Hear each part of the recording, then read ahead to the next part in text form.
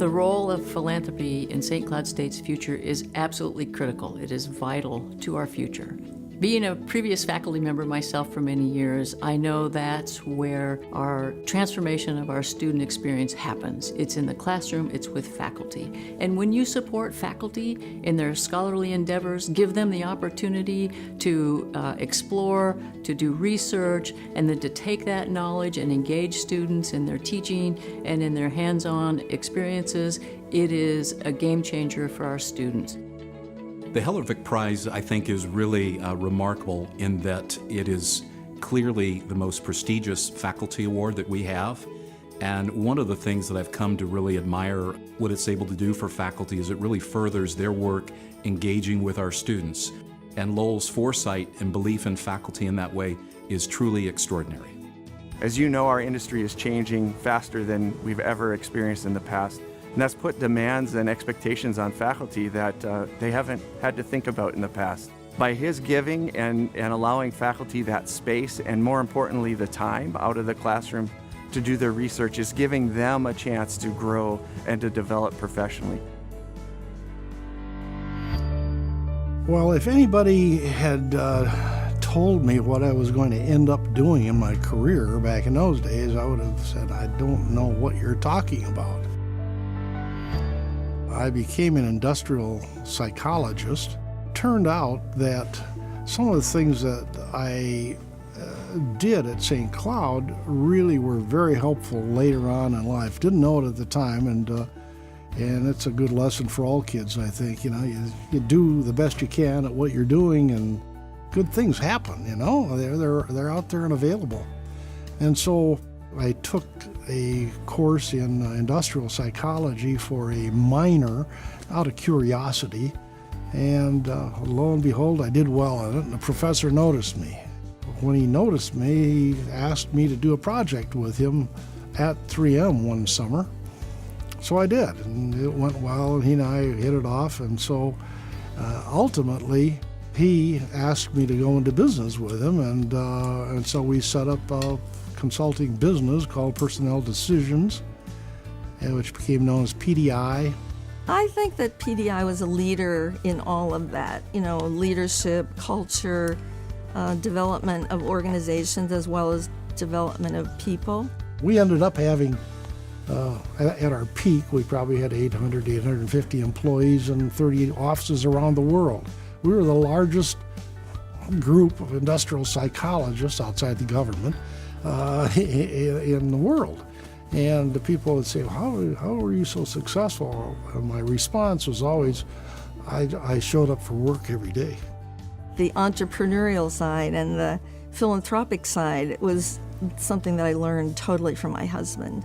He's a very generous guy, and I could never really understand it all. But in fact, I don't even think in the beginning I could spell the word entrepreneur, philanthrop, what? You know. So I learned all of that from him over the last 40 years. I wanted to build the pride of the students, faculty, everyone in St. Cloud State. When I was here, when I first started, it was actually a teacher's college. And as I thought about it, I thought, you know, the best hope for building pride is in getting faculty who are highly recognized and highly revered, not only on campus, yes, and by students, yes, but also, if possible, outside the St. Cloud campus, across the state of Minnesota, and in fact across the nation, if possible.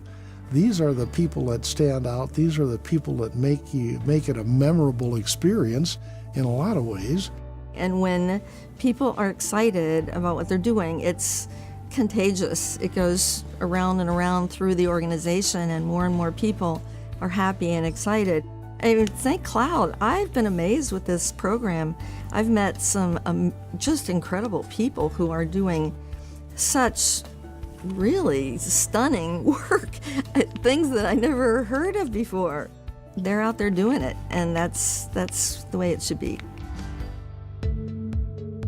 It's been very challenging to get a research lab and a research project going, particularly when you have to start up from scratch and buy all the equipment and things like that. And so this Hellervik Prize has really been transformative in helping me get my lab going and giving me those opportunities to work in the lab and discover things that we've never known before and involve students in that same discovery.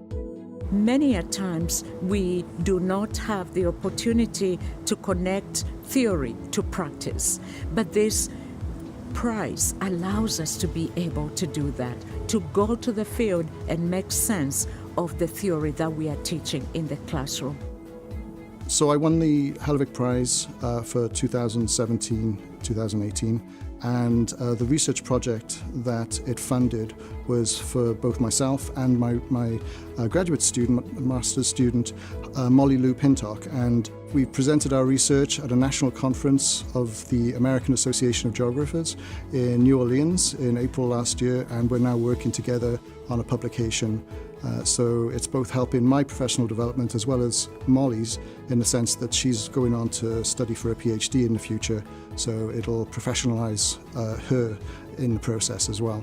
I'm the most recent recipient of the Hellervik Award, so the research is still coming, and I'm very excited about the opportunity to examine an evolutionary question that has been on my mind for a very long period of time. So having the Hellervik Award to facilitate examining this particular evolutionary question is really going to help me to move forward in some of my investigations and my professional development.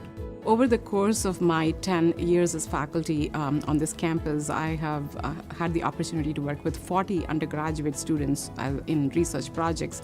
And a number of those students are actually students that aspire to go to pharmacy school, medical school, and graduate school. So to this day, I continue to list the Hellervik Award as one of my prestigious awards that I have received.